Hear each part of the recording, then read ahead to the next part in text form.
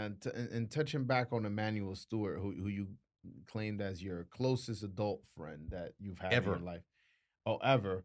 Uh, uh, how did you guys grow so close? Obviously, you guys work together, but there's a process as to how you guys become best friends. Just a natural affinity. And, you would have to ask Emmanuel what motivated him to behave toward me the way he did. But, I had watched Tommy Hearns, and I had paid attention to Emmanuel's career and what he was doing in Detroit long before I ever met him. I was a Hmm. fan of Emmanuel Steward, the trainer.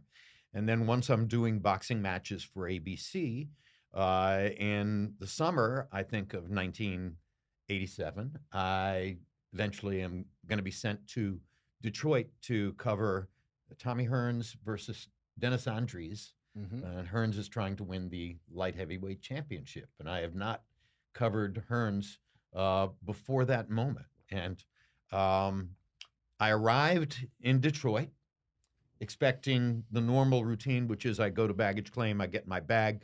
There's a driver there who's going to drive me to the hotel.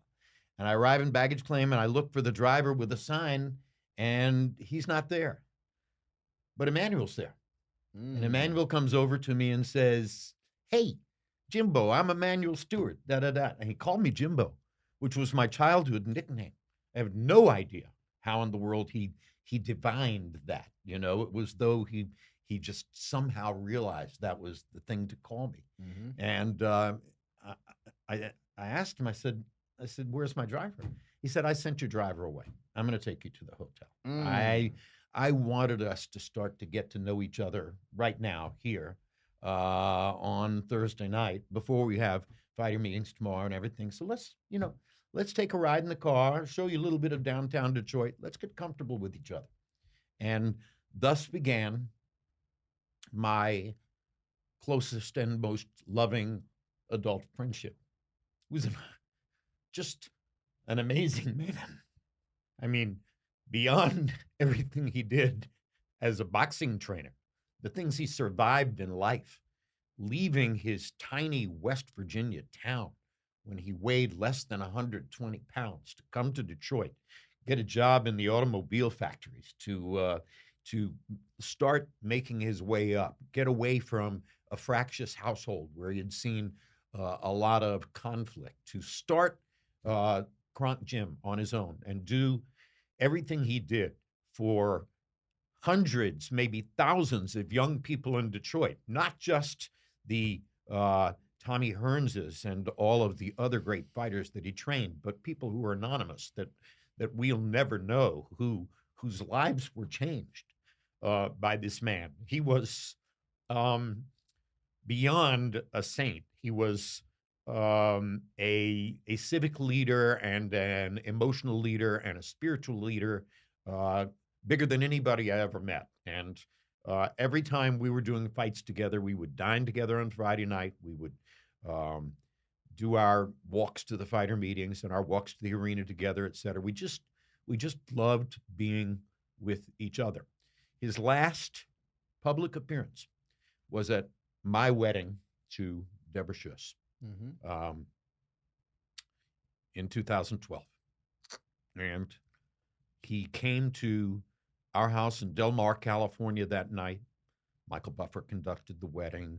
Oh, It was wow. it was a boxing occasion in a lot of different ways. And toward the end of the evening, Emmanuel's girlfriend came to Deborah and said, "Emmanuel is having some stomach pains, and we are sorry that we're going to have to leave early, but I've got to take him to get looked at and get some help." And uh, about a month later, he died. We never saw him again. He was into oncology within a few days after the wedding. So, um, my last directly related Emmanuel Steward experience was that I was given the right to read a eulogy for him on behalf of HBO in the huge African American or African Methodist Episcopal Church in Detroit with 5,000 people there.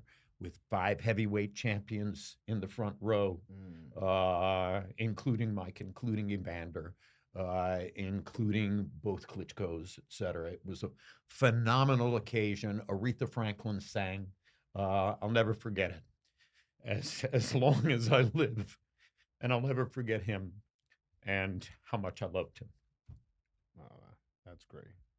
That's He was great. Yeah, he was a great man. That's good to hear. I want to get into some fights that you covered. And now that I'm weeping, yeah. Listen, I'm holding back tears here now. It's okay. It's okay. Oh, yeah, I mean, it's a 1-to-1. Pretty much all you have to do is say Emmanuel, and it's hard for me. It really is. Well, you know what? Let's touch on the topic. You're someone who's not afraid to show emotion, not on camera, off camera. You've always cried and never felt shame or embarrassed or anything. Where does that come from, and why are you so confident that it's not a problem? You know, my mother and my grandmother. Okay, both of them would say to me, "You want to cry? Cry. It's nobody else's business. It is your way of getting out of you what's hurting you inside, and we don't want you to hurt inside. So if you feel like crying, whatever the occasion, wherever you are, cry. Don't worry about being embarrassed. What it really shows is your strength." So I bought that. I bought into it. I bought into the idea that if a man can cry in public and not be embarrassed or ashamed, then what he's really showing is strength. Did I always feel comfortable with it? Were there moments, particularly when I choked up and cried on the air, when I sort of wished I hadn't? Yeah, but it's not something I can control. It's who I am. Okay. All right. All right. You said Emmanuel Steward. That was that. Well, it wasn't my intention, you know. But no, I know. I understand that, yeah. and I don't. I'm not bothered by it. Okay. Yeah. It's me. Okay. All right.